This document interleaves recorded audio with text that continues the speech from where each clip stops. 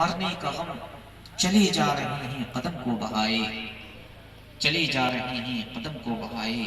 اور تلاش و طلب نے وہ لذت ملی ہے، تلاش و طلب نے وہ لذت ملی ہے، دعا کر رہا ہوں کہ منزل نہ آئے، تلاش و طلب نے وہ لذت ملی ہے، دعا کر رہا ہوں کہ منزل نہ آئے، اور چین بن دیکھے تم کو نہ آئے، اور دیکھوں تو دیکھا نہ جائے، چین بن دیکھے تم کو نہ آئے اور دیکھوں تو دیکھا نہ جائے، یہ عجب چیز ہے رمز محبت جتنا سمجھو سمجھ میں نہ آئے، یہ عجب چیز ہے رمز محبت جتنا سمجھو سمجھ میں نہ آئے، اور محبت وہ کیا جس میں خودداریاں ہوں، عبادت وہ کیا جس میں پابندیاں ہوں، حقیقت میں سفری عبادت وہی ہے جہاں سر جھکے آستاں چھوٹ جائے، حقیقت میں سفری عبادت وہی ہے جہاں سر جھکے آستاں چھوٹ جائے۔ محبت کے ساتھ درود پاک پڑھیں، اللہم صلی علی سیدنا و شفیعنا و حبیبنا و نبینا مولانا محمد بعدد کل حسن و جمال، الصلاة والسلام علیک یا رسول اللہ صلی اللہ تعالیٰ علیہ وسلم۔ میرے پیارو،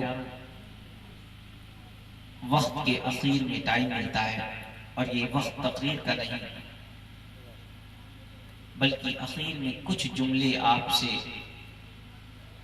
آپ کی بارگاہ میں پیش کر دوں اور آپ سے رخصت ہوں، اور وہ جملے آپ اپنے دل کی گہرائیوں تک سمیٹ لیں اور پوری کوشش کریں کہ اس پہ عمل کریں۔ یہ خدا کا فضل ہے کہ کچھ چہرے مجھے ایسے نظر آ رہے ہیں کہ میں نے پچھلے سال ایک حدیث پاک سنائی تھی جس کا مفہوم یہ تھا کہ پیارے آقا صلی اللہ تعالیٰ علیہ وسلم ارشاد فرماتے ہیں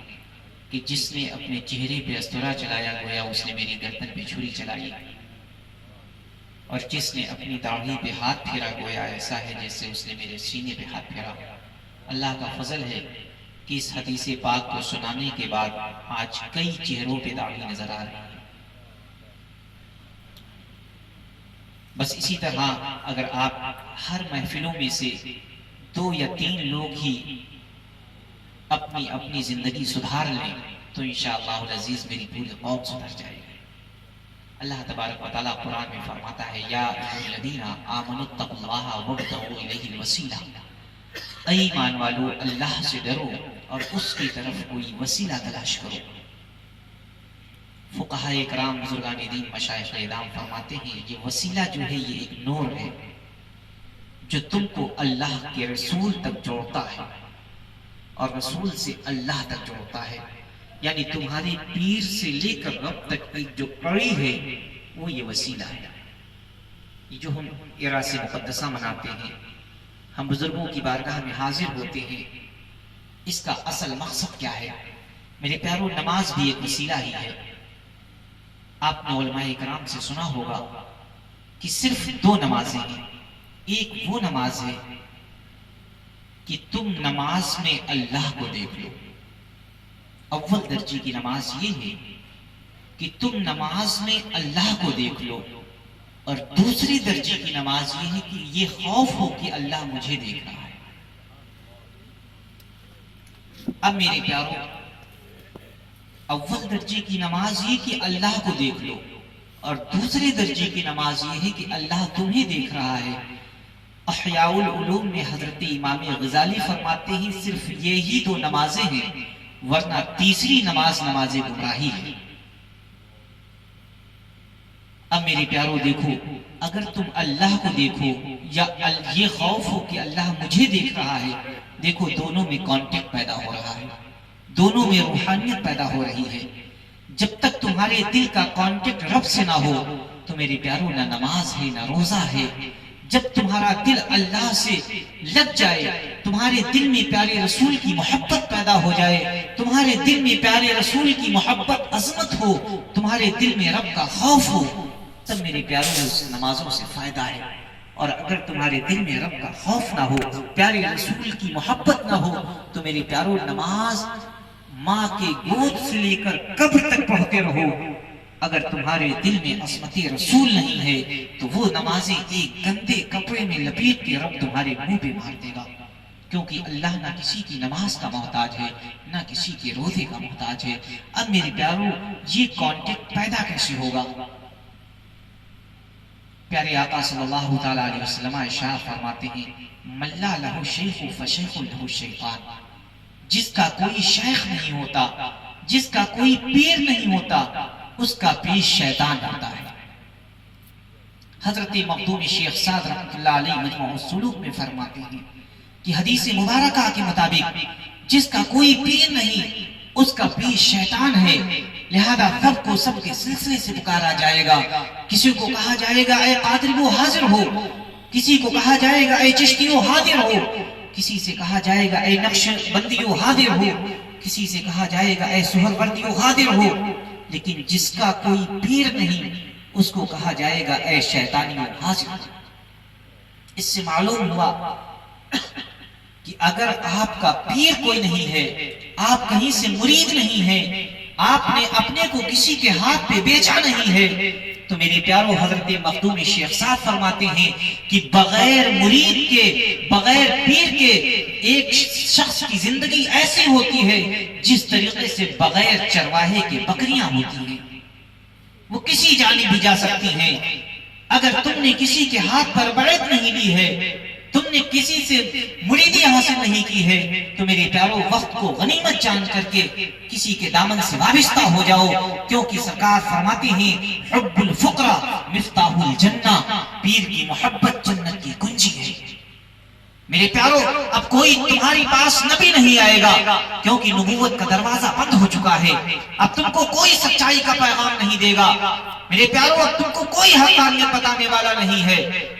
اب صرف تم کو قرآن و حدیث کی روشنی ملے گی، اور روحانیت کے طور پر کس ذریعے سے ملے گی؟ پیارے رسول فرماتے ہیں الشیخ فی قومہ کالنبی فی امتی، تمہارا شیخ، تمہارا پیر مریدوں میں ایسا ہے جیسے امت میں نبی ہوتے ہیں۔ الشیخ فی قومہ کالنبی فی امتی، تمہارا شیخ، تمہارا پیر اپنے مریدوں میں ایسا ہے جیسے امت میں نبی ہوتے ہیں۔ میرے پیارو جب تم کہیں سے وابستہ ہو جاؤ گے، کسی کے دامن سے چپٹ جاؤ گے، تو میرے پیارو سب سے بہتر تو یہ ہوتا ہے کہ اگر کوئی آل رسول ہے، کوئی سادات اکرام ہے، کوئی رسول کے خاندان سے وابستہ ہے، تو بہتر و افضل تو ہے کہ تم وہاں سے وابستہ ہو جاؤ، وہ کہیں کے بھی پیرانے طریقت ہو، کیونکہ پیارے رسول صلی اللہ تعالیٰ علیہ وسلم فرماتے ہیں تم گمراہ نہیں ہو سکتے، صرف دو چیزوں کو مضبوطی سے تھام لو، ایک قرآن ہے، دوسری میری آل ہے۔ پیارے آقا صلی اللہ تعالیٰ علیہ وسلم ارشاد فرماتے ہیں اگر تم مجھ سے محبت کرنا چاہتے ہو تو میری آل سے محبت کرو، مجھ سے نفرت کرنا چاہتے ہو تو میری آل سے نفرت کرو۔ قرآن میں اللہ فرماتا ہے انما یرید اللہ لیذھب عنکم الرجس اہل البیت ویطہرکم تطہیرا، اے حبیب میں چاہتا یہ ہوں کہ تمہاری تمام آل کو تمام نجاستوں سے پاک و صاف کر دوں۔ میرے والد بزرگوار اپنی کتاب میں تحریر فرماتے ہیں کہ اللہ نے تمام اہل بیت کو تمام نجاستوں سے پاک کر دیا ہے، لہذا جو ان کے دامن سے وابستہ ہو جائے اللہ اسی بھی پاک و صاف کر دیتا ہے۔ لہذا میرے پیارو اگر تم کہیں سے وابستہ نہیں ہو، کہیں سے مرید نہیں ہو، تو بہتر ہے جو وقت غنیمت جانو فوراً توبہ کر لو، توبہ کر کے مرید ہو جاؤ، کیونکہ میرے پیارو یہ تمہاری زندگی کا کوئی بھروسہ نہیں، تم کسی وقت فوت ہو سکتے ہو، کسی وقت موت کا فرشتہ آ سکتا ہے۔ میرے پیارو یہ مت جانو کہ تم جوان ہو، یہ مت جانو کہ تمہاری عمر 30 یا 35 سال کی ہے، میرے پیارو ابھی بھی تم کو موت آ سکتی ہے۔ ایک ساؤتھ افریقہ کا لڑکا تھا میرے پیارو، نیٹ کے اوپر میں نے اس کو دیکھا کہ وہ ساؤتھ افریقہ میں جب اس نے ہائی اسکول اور انٹر کیا تو میرے پیارو اس نے پورے ساؤتھ افریقہ میں ٹاپ کیا، چوتھے نمبر پہ اس کا نام تھا۔ میرے پیارو ساؤتھ افریقہ سے وہ آسٹریلیا جاتا ہے اور وہاں پہ انجینئرنگ کی پڑھائی شروع کرتا ہے۔ میرے پیارو وہ مسلم تھا، آسٹریلیا میں جب انجینئرنگ کی پڑھائی کرتا ہے وہاں سے واپس آتا ہے۔ میرے پیارو آسٹریلیا میں جب اس نے انجینئرنگ کمپلیٹ کی تو آسٹریلیا میں اس نے ٹاپ کیا، یعنی پورے آسٹریلیا میں وہ دوسرے نمبر پہ تھا۔ لیکن اس کے بعد جب میرے پیارو وہ ساؤتھ افریقہ آیا، اپنے باپ سے کہا اے میرے والد بزرگوار میں نے پورے آسٹریلیا میں ٹاپ کیا ہے، میں ٹاپر میں ہوں، مجھے ایک بائک دلا دیں جو بہت اچھی ہو صرف انعام کے طور پہ۔ میرے پیارو اس کی پڑھائی سے اس کا اس کے والد اتنے خوش تھے، اس کا باپ اتنا خوش تھا کہ اس نے فوراً ایک بائک دلائی اور بہت ہی اچھی قسم کی بائک دلائی۔ میرے پیارو، آسٹریلیا سے آئے ہوئے صرف تیسرا دن تھا اور وہ بائک سے تیز رفتار میں جا رہا تھا کہ پیچھے سے کسی کار نے اس کو ٹکر ماری اور وہیں پہ وہ گر جاتا ہے۔ میرے پیارو، ہاسپٹل میں پہنچا، اس کے منہ سے صرف اپنے باپ سے شکایت کی، اتنے جملے نکلے تھے اپنے والد بزرگوار سے۔ اس نے عرض کیا، اے ابا جان، آپ نے مجھ کو ہائی اسکول انٹر کرایا تو میں نے ٹاپ کیا، آپ نے مجھ کو انجینئرنگ کرائی، میں نے اس میں ٹاپ کیا، لیکن اے ابا جان، افسوس کی بات ہے کہ آپ نے مجھے قرآن نہیں پڑھایا۔ آج میں مر رہا ہوں، میرے ہائی اسکول کی ڈگریاں رکھی ہوئی ہیں، ہماری انجینئرنگ کی ڈگری رکھی ہوئی ہے، سب کی سب یہیں پہ رکھی رہ جائیں گی، اب شاید میں جی نہ پاؤں، اب میری موت کا وقت آ گیا ہے۔ اے ابا جان، اگر آپ نے مجھے قرآن پڑھایا ہوتا تو شاید میرے کام آتا۔ میرے پیاروں، اس باپ کو یہ بات اتنی تکلیف دے گزری کہ وہ اپنے کمرے میں گھس گیا اور وہ صرف قرآن کی تلاوت کرتا ہے۔ میرے پیاروں، وہ بچہ جو بائک سے گیا تھا، اس کا دوسرے دن ہی انتقال ہو گیا۔ تو کہنے کا اور سمجھانے کا مقصد یہ ہے کہ میرے پیاروں، تم 10 کروڑ روپے اکٹھا کر لو، تم ڈاکٹر یا انجینئر بن جاؤ، تم نے ایک بنگلہ بنوا لیا، ایک گاڑی خرید لی، لیکن میرے پیاروں، تم جا رہے تھے، تمہارا ایکسیڈنٹ ہو گیا، 2 منٹ کے اندر تم کو موت آ گئی۔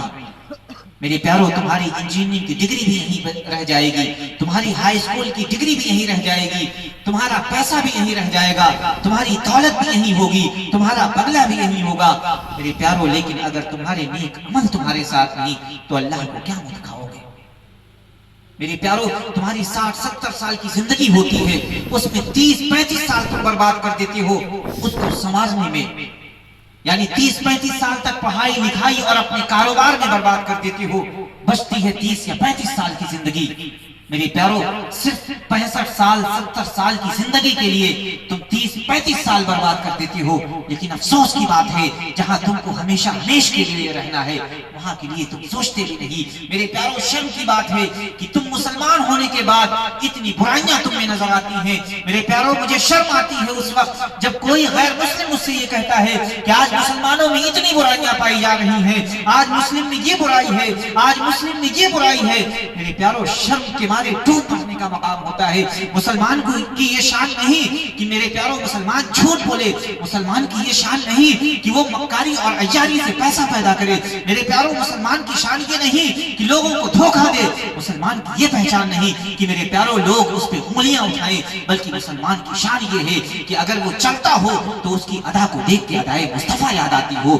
اگر کوئی مسلمان چل رہا ہو تو میرے پیاروں اس کی ادا کو دیکھ کر لوگ مسلم ہو رہے ہو، اس کے طریقے کو دیکھ کر لوگ اپنے طریقے کو سنوارنے کی کوشش کریں۔ میرے پیاروں، آج مسلمانوں کی پوزیشن یہ ہے، آج مسلمانوں کا عالم یہ ہے، آپ اپنے اندر جھانک کر دیکھیں۔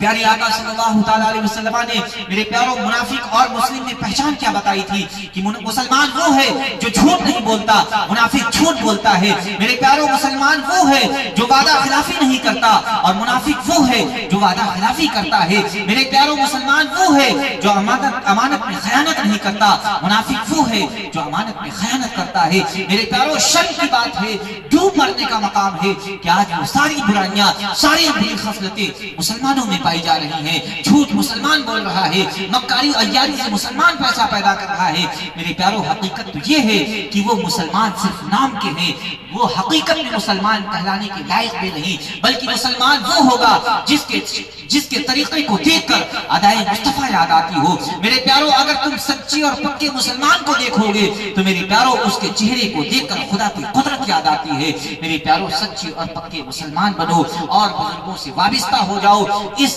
محفل کا یہی مقصد ہے کہ اپنے بزرگوں سے وابستہ ہو جاؤ، اپنی زندگی کو شریعت کے مطابق بناؤ، کیونکہ میرے پیاروں موت کا فرشتہ کسی وقت آ سکتا ہے، کسی وقت تم کو موت آ سکتی ہے، اور کہیں ایسا نہ ہو کہ تم اس دنیا سے خالی چلے جاؤ، تمہارے پاس نہ عمل ہو، نہ تمہارے پاس اچھے کارنامے ہو، نہ تمہارے پاس نماز ہو، نہ تمہارے پاس روزہ ہو، تو میرے پیاروں ایسی صورت میں تم اللہ کو کیا منہ دکھاؤ گے؟ اللہ کی بارگاہ میں دعا ہے کہ اللہ تبارک و تعالی ہم سب کو اپنے پیارے آقا صلی اللہ تعالیٰ علیہ وسلم کے بتائے ہوئے طریقے پر زندگی گزارنے کی توفیق عطا فرمائے۔ جب تک زندہ رکھے